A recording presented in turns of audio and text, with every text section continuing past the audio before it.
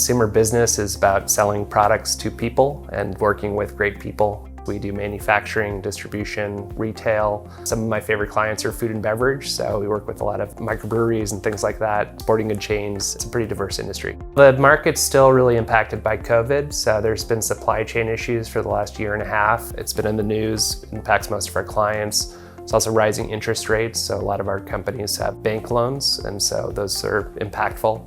I think it's really interesting because it's very tangible. I work with a sporting good chain. You get to go in there, you get name brand products. It's something you can relate to because everybody uses consumer products. It's just a lot of fun. There's a lot of great clients. It's a great part of the industry to be in.